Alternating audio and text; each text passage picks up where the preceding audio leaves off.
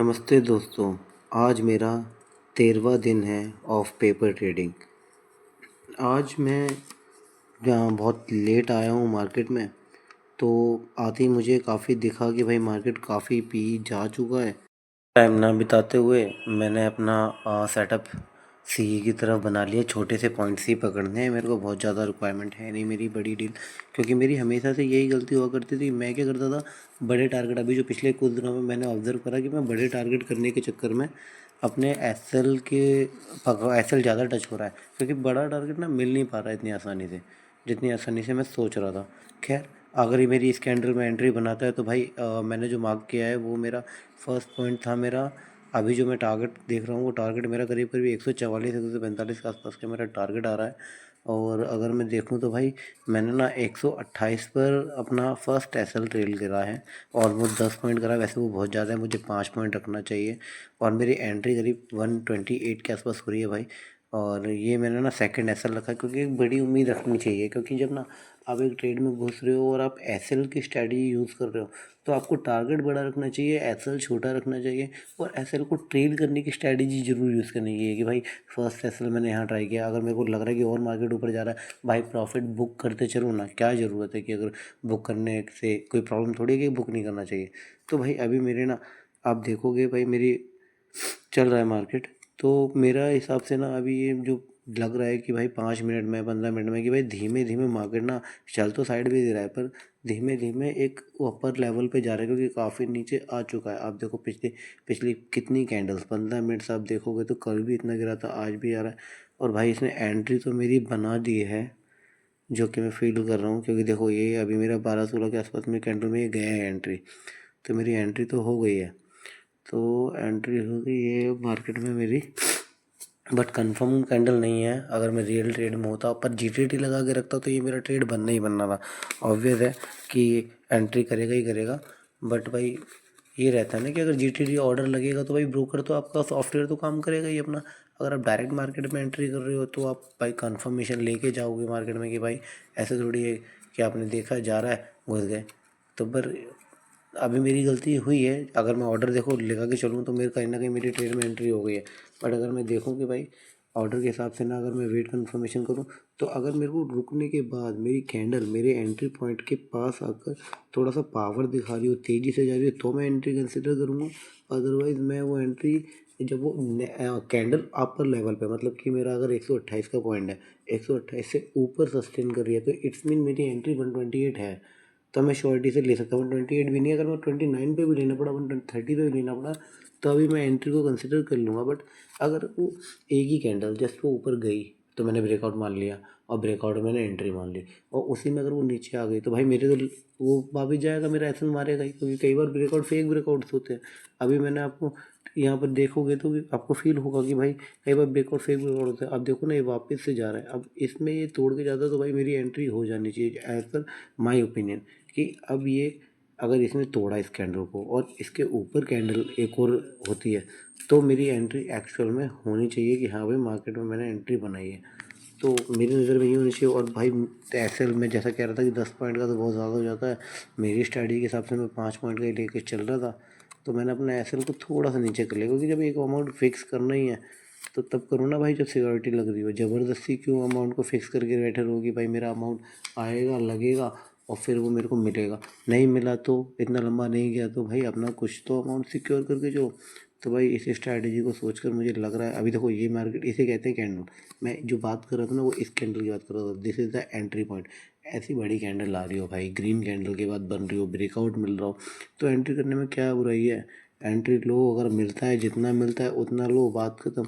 अगर नहीं भी मिल रहा है तो भाई कम से कम ये तो रहेगा ना कि हाँ अभी कन्फर्मेशन का वेट किया है, कैंडल ने कन्फर्मेशन दिखाया तो मैं मार्केट का वेट कर रहा हूँ। अदरवाइज नहीं दिखाता भाई तो मेरे को एंट्री करने की कोई ज़रूरत ही नहीं थी, अननेसेसरी की एंट्री थी मेरी वो। बट यार ये कैंडल वापस से नीचे आ रही है। बट देखो मैंने कैंडल इसे कैसे, अब तो मैं ट्रेड में हूँ, अब ये मिलेगा मुझे नहीं मिलेगा वो बात अलग रही।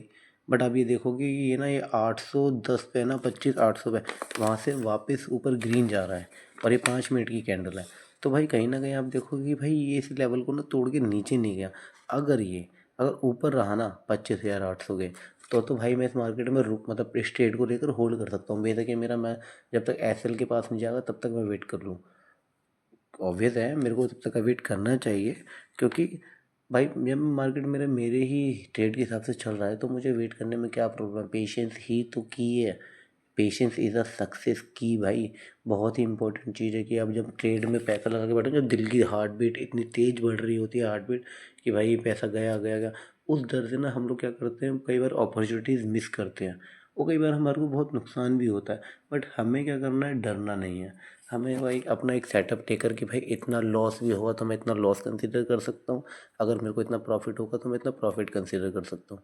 तो वो हमें एक अपना दायरा मेंटेन करके ना डेली, जो मेरी प्रैक्टिस है, मैं यही प्रैक्टिस अपनी प्रैक्टिस में डाल रहा हूँ कि भाई डेली एक दायरा मेंटेन करके डेली की डेली मुझे सिर्फ कुछ पॉइंट्स लेने हैं। अगर मैं दूँ भी तो बहुत ज़्यादा नुकसान ना हो, जैसे कि अगर मैं एक दिन में 5 पॉइंट बना रहा हूँ, 5 पॉइंट आज बनाया और कल मैंने लॉस कर लिया 10 पॉइंट का, तो भाई मैं 10 पॉइंट का लॉस मुझे कंसिडर नहीं करना चाहिए, मुझे 5 पॉइंट ही मैक्सिमम करना चाहिए, क्योंकि मैं कमा तो एक दिन के लिए रहा हूँ और गवा 2 दिन का रहा हूँ। तो इस तरह तो मेरा कैपिटल चला जाएगा और ना मैं आगे अपने फंड्स और कैपिटल को गेन कर पाऊँगा। तो ये तो रिस्क रिवॉर्ड का रेशियो मैच ही नहीं करेगा भाई। 1:1 फिर भी मैं कंसिडर कर लेता हूँ, क्योंकि देखो बड़े ट्रेडर्स हैं जितने भी यूट्यूबर्स ब्लॉगर्स हैं या वीडियोस बनाने वाले हैं, वो सब क्या करते हैं, उन सबका कहना है कि भाई कम से कम रेशियो 1:2 का रखो, कि भाई आधा लगाया है मैंने, आधे का मतलब 5 पॉइंट का अगर मैं लॉस ले रहा हूँ तो 10 पॉइंट का टारगेट चाहिए। मैं अपना स्ट्रैटेजी में सिर्फ इतना सेलेक्ट करो। मैं उनकी ये बात बहुत बड़ी करता हूँ कि बहुत बड़ा लॉस नहीं लेना चाहिए। अगर आप नहीं ले ही उन्हें झेल सकते हो कि जो पैसा है वो भाई बहुत ज़्यादा लग रहा है, नहीं झेल पा रहे हो, तो मैं मान सकता हूँ ये बात। बट अगर आप झेल सकते हो ना भाई, तो आप जितना मर्जी बड़ा ऐसा लगा लो, कोई प्रॉब्लम नहीं। अगर आप नहीं झेल सकते हो तो आपको वो पैसा लगाने के लिए ना बहुत छोटे मिनिमाइजेशन करना चाहिए एसएल को अपने, कि भाई मेरे को कम लॉस पे अपना कंफर्मेशन के साथ ही एंट्री बनाना चाहिए। वैसे मेरा ये ट्रेड बहुत नेगेटिव जा रहा है, देखेंगे अगर ये नीचे ही सस्टेन करता रहा तो भाई लॉस कंफर्म ही है, फिर तो कोई कुछ कह ही नहीं सकता। अगर ये नीचे गया हुआ इसने, देखो जहाँ तक ना ये ट्रेन लाइन बना हुआ है, अगर इस ट्रेन लाइन पर टच करके क्रॉस करा इस ट्रेन लाइन को तो एसएल को कोई नहीं रोक सकता। मेरे को तो लगता है कि वहाँ से टच होने से पहले ही मेरा एसएल टच हो जाएगा।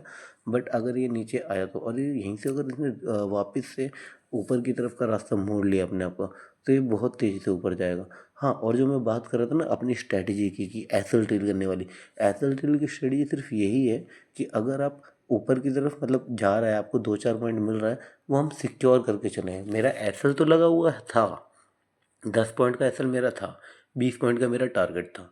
बट मेरी क्वेरी ये है सिर्फ, जो मैं समझाना चाहता हूँ वो सिर्फ इतना ही है कि भाई मैंने क्या करा कि अगर वो 2 या 3 पॉइंट या 4 पॉइंट 5 पॉइंट भी ऊपर गया ना, 5 पॉइंट के बाद मैंने वो एसएल को शिफ्ट कर दिया कि भाई ये मेरा प्रॉफिट हो गया।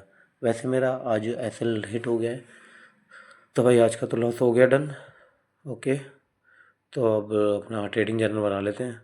तो भाई आज का ट्रेडिंग जर्नल बनाते हैं। 25,800 का मैंने सी लिया है, और मेरी जो एंट्री टाइम थी वो 12-18 का मेरा एंट्री टाइम था, और करीब करीब शायद मैंने एंट्री जो बनाई थी 125 की बनाई थी, और 150 का मेरा 2 लॉट हो गया। अमाउंट 18,750 मैंने अमाउंट लगाया है जो इन्वेस्टेड हुआ है। आज की तारीख हो गई 31/10, और भाई ये मेरा आज का एसएल हिट हुआ है 118 पे।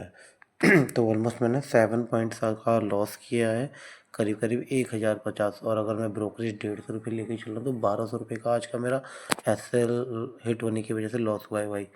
तो डन है आज का 13 डे, ये मेरा स्कोर है भाई अभी तक। ऑलमोस्ट लमसम अगर मैं कोई कैलकुलेशन करूँ कि मेरा अभी तक का क्या प्रॉफिट चल रहा है, तो मैंने अभी तक 6,700 रुपये के प्रॉफिट में हूँ।